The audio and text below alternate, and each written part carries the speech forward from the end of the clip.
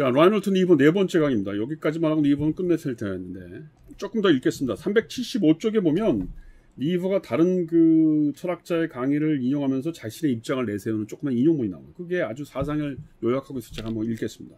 375의 5번 주석에 달린 인용문인데, 개인에게 자기 이익보다 타인의 이익을 중요시하라고 강요하는 모든 도덕, 그리고 무역을 요구하는 모든 도덕은 국가의 행위에 적합하지 않다는 말이 된다.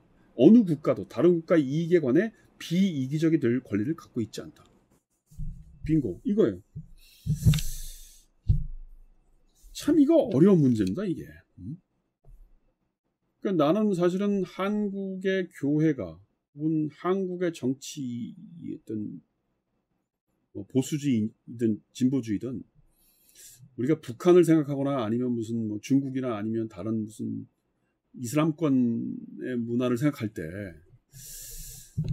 이건 대단히 조심스러운 얘기인데, 너무 순수한 이념으로 그게 종교적이든 정치적이든 너무 순수하게 생각하는 거 아닌가. 다른 사람의 입장을 생각할 수 있는 균형 감각은 뭘까? 이걸 한번 고민해 볼 수 있는 기회가 된다고 생각해요. 이 라이너튼 이버가 우리한테 주는 의미가. 사실은 이 얘기는 우리 사회에서는 대단히 민감한 얘기입니다. 왜냐하면 보수교단에서는 예를 들어서 무슨 왜 그런 거 있잖아요. 뭐 이왕 말이 나왔으니까 한마디 하면 무슨 어디 그 이슬람권에 이렇게 우리나라에 무슨 선교사들 보내고 뭐 그래서 가끔 왜 쫓겨나기도 하고 죽기도 하고 그러지 않습니까? 이게 과연 그게 종교적인로 올바른 행동이냐? 타자의 문화를 이해하는 것이 과연 뭐냐? 그리고 수용하는 게 뭐냐? 왜냐하면 이제 순수한 복음주의 입장에서는 기독교만이 유일한 복음이라고 생각하니까 너무나 당연하겠죠. 근데 만일 이 국가적인 수준에서의 종교라고 한다면, 국가적인 수준에서의 어떤 문화를 이해한다고 하는 입장으로 바꿔놓으면 과연 우리가 생각하는 그런 문화적인 다양성을 우리가 어떻게 받아들일 수 있을까? 예를 들어서 종교적인 관점에서도 뭐 그런 고민을 하지 않을 수 없는 거죠. 사실 그 고민은 예를 들면 무슨 불교하고 같이 무슨 예배를 보는, 예를 들어서 천주교에서는 가끔 스님들 모셔다가 뭐 명동성당 같은 데서 왜 미사 드리고 그런단 말이에요. 근데 이제 개신교에서는 그렇게 하는 걸 절대로 반대한단 말이에요. 이제 과연 그게 어떤 게 더 종교적으로 거룩한 행위고 종교적으로 포용 있는 행위야. 뭐 저는 제 생각은 얘기하지 않겠습니다만, 그런 논의를 할 때 이 라이널튼 이버가 보여주고 있는 기독교적인 현실주의 혹은 기독교적인 윤리관이라고 하는 게 난 상당히 의미가 있다고 보는 겁니다. 예를 들면 여기 나오네요. 이 10장에 이런 얘기 나오네요. 이 흑인들 얘기가 나와요. 376페이지에 보면 흑인들이 남북전쟁 이래 아주 일관되게 자신들의 권리를 되찾기 위해서 굉장히 사회적으로 유화적인 태도를 취했대요. 그런데 백인들이 흑인들을 억압하는 것을 전혀 변화시키지 못했다는 거예요. 그러니까 뭐냐는 거예요. 그런 종교적인 관점에서 흑인들이 백인들한테 굽실거려서 차라리 유화적으로 해라, 그렇게 했는데 오히려 백인들의 어떤 지배는 더 강해졌다. 그런 얘기가 있고, 그 다음에 376페이지 뒤에 보면 그 노동자, 사회주의 계열의 노동자 신문에서 이태리 파시즘에 대처하기 위해서 여러 가지 그 무슨 행동 지침을 만들었대요. 여기 보면 뭐 세 번째 보면 승리를 얻기 위해서는 적보다는 선하게 행동하라. 그들을 자극하지 말고 어떤 시련이든 내적으로 인내하라. 원수들의 무기를 사용하지 말라. 뭐 이런 얘기를 썼다는 거 아니에요. 사회주의 계열의 노동자 신문에서. 근데 여기 보면 뭐라고 돼 있어요? 오히려 그 이태리 파시스트들이 이런 사회주의 노동계열의 노동운동을 완전히 다 짓밟아버렸다는 겁니다. 그래서 여기 377페이지 리버가 뭐라고 돼 있냐면, 노동자들은 희망 속에서 살 수 있겠지만 그 사회주의적 신분이 권고한 순수한 도덕적 권리를 실천함으로써 현 정권에서 그들의 희망을 실현할 가능성은 전혀 없다. 그러니까 사실은 이 정도로 얘기할 정도면 라이널튼 이버는 보수교단에서는 거의 축출당했을 정도의 수준이에요. 여기 보면 굉장히 그 훌륭한 말을 하고 있잖아요. 어떤 시련이든지 안으로 인내해라. 적보다 선하게 행동하라. 원수들의 무기를 사용하지 마라. 그러니까 기도하라는 거죠. 근데 그렇게 해서 오히려 노동자들의 운동이 다 그 파시스트들한테 다 제압당했다. 그게 무슨 의미가 있냐 그런 겁니다. 그래서 378페이지 거의 결론 같은 얘기입니다. 사랑이라고 하는 종교적인 이상과 광재력이라고 하는 정치적 필요 조건을 결합시키려는 노력이 전혀 없었던 것이다. 따라서 전체적으로 그 결과는 사회적으로 정치적으로 해로운 것이었다. 그리고 이러한 그 종교적 이상과 이런 것들이 뭐예요? 모두 낭만적인 중간 계급과 귀족적인 이상주의에서 나온 거잖아요. 그러니까 아까 그 파시스트에 대한 저항하지 마라. 그다음에 여기 지금 378페이지 톨스토이에 대한 얘기가 나오거든요. 톨스토이가 이 폭력 이런 거 쓰지 말라고 얘기를 했단 말이에요. 평화주의적으로.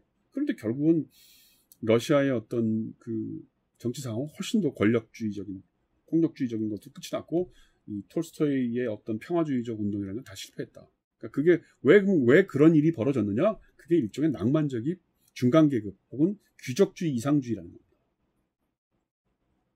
381페이지를 뭐 대충 봅시다. 사랑의 정신은 사회적 투쟁의 차원을 넘어서서 사람들한테 이어주는 공통적인 약점과 정서에 대한 상당한 이해를 갖고 있다. 하지만 이것은 또 투쟁을 막는 데는 역부족이다.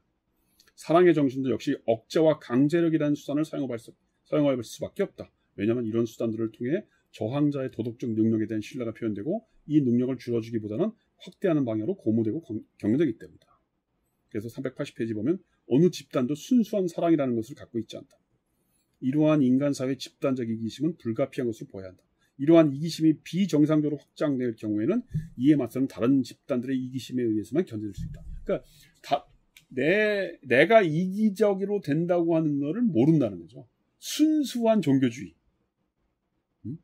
왜 하느님 이름으로 세계에 나가려고 하는 거? 이게 순수하잖아요. 막 희생하고 막 가서 순교하고 막. 근데 그게 다른 사람 눈에는 다른 문화, 다른 가치관이나 다른 문화의 논리로 보면 그게 집단적인 이기심으로 볼 수 있다는 거예요.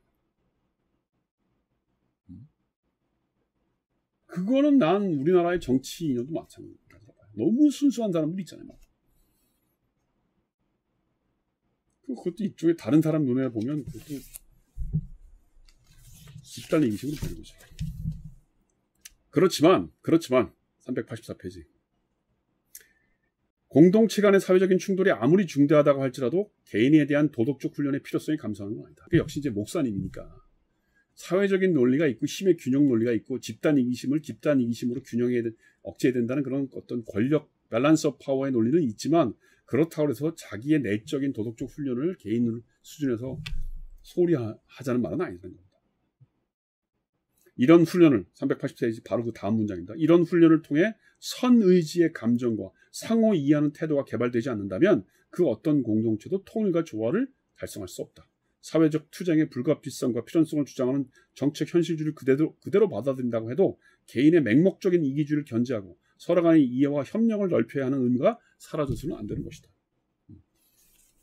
그러니까 이제 열심히 기도도 해야 된다는 거죠. 내적으로 다르고 또 열심히 공부도 하고 그래야 되지만 그러나 하여튼 나는 이 책을 통해서 저는 뭐 아주 옛날에 한 35년 전에 이 책을 처음 봤을 때 영어를 봤을 때 굉장히 감동받았어요.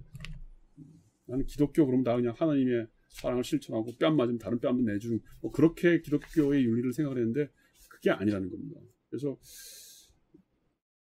이 아가페적인 사랑이라고 하는 것이 과연 어떤 식으로 정치에 접목될 수 있을까를 얘기했고 그렇지만 그런 아가페적인 사랑이 없는 정이라고 하는 건 또 타락할 수 있다는 거예요. 그래서 항상 이 소위 리버의 현실주의 논리라고 하는 것은 개인과 집단 혹은 사랑과 정이라고 하는 균형 감각을 얘기하는 겁니다.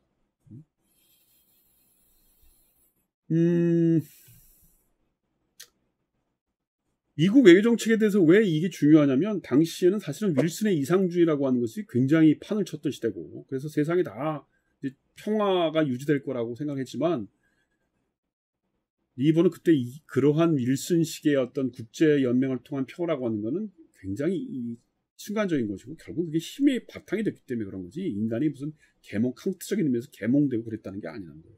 그래서 이 나의 어떤 이기심과 타자의 의지를 조종하는 여기서 이제 다시 한번 그 프루던스 얘기를 하면 실천지 우리가 아리스토텔레스한테 배웠던 프로네시스 실천지라고 하는 것이 작동이 돼야 정치적 평화가 이루어지는 것이다. 그래서 신의 은총이라고 하는 것만 가지고 정치적인 평화를 유지하는 것은 그건 너무나 지나친 이상주의고 어떤 세속적인 평화라는 건 힘의 균형을 통해서 이루어지는 것이다. 그래서 아까도 얘기했지만 지난번에도 얘기했지만 이 국가 행위, 국가 외교라고 하는 것은 힘에 대한 기본적인 이해를 근간으로 하고 그 다음에 어떤 개인적인 수준에서의 사랑의 윤리가라고 하는 것은 그 밑바탕에 깔려 있는 것이다. 그래서 이게 사실 라이너트 니버의 이런 모랄맨 인모럴 소사이티의 이 논리는 미국 국제정치학의 굉장히 중요한 기저예요. 기저. 그러니까 예를 들어서 미국이 무슨 아프리카나 난민들 도울 때 굉장히 선뜻 뭘 내준단 말이에요. 뭐 백신 같은 거 없을 때 우리도 주겠다라고 하는 이 논리는 사실은 그런 개인적인 윤리, 사랑의 윤리가 작동하는 거예요. 근데 그럼에도 불구하고 무슨 뭐 중국을 견제한다든가 뭐 소련을 견제한다고 하는 그런 힘의 논리를 또 갑자기 내세우는 이유는 뭐냐면 그렇게 사랑과 뭐 보살핌의 논리만 가지고는 국제정치가 안 된다고 하는, 외교가 안 된다고 하는 기본적인 생각이 깔려 있는 것이고, 이러한 그 사랑과 힘의 논리의 균형 감각을 얘기하는 건 사실은 라이너트 니버로부터 왔다라고 하는 것이 중요하다. 오늘 강의 여기서 마치겠습니다.